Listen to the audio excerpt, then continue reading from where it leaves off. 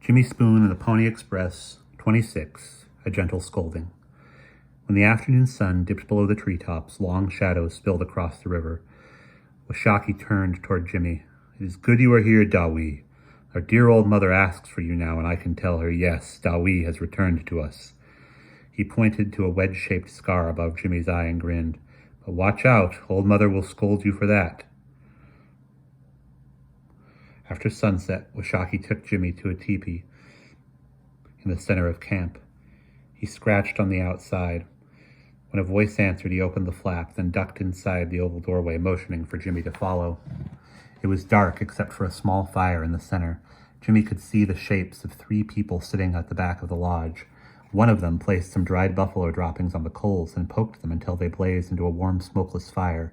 Yellow light swept up the sides of the tent. Jimmy was overjoyed to see old mother.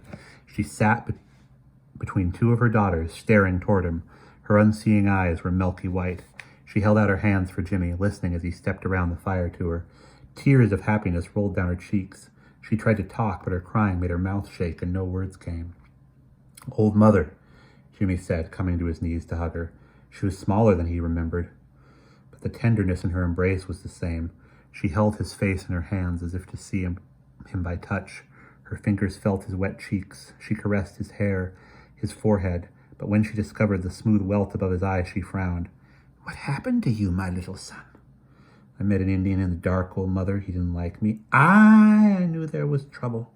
In 2 more sleeps, if you had not come, Nampa and others were going to search for you. I knew you were hurt." She waved her hand as if to dismiss the thoughts and leaned into her backrest. The excitement of the moment had exhausted her. "Tell me about your family," she whispered. "They know I've come to see you, old mother. I have a gift."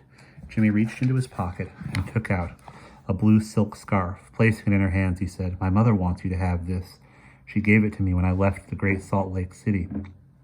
More tears filled the old woman's eyes, but she was smiling. Her fingers rubbed the fine silk. "Dawee," she said softly, "this is a happy day." "Yes, old mother, it is." And that is the end of chapter 26.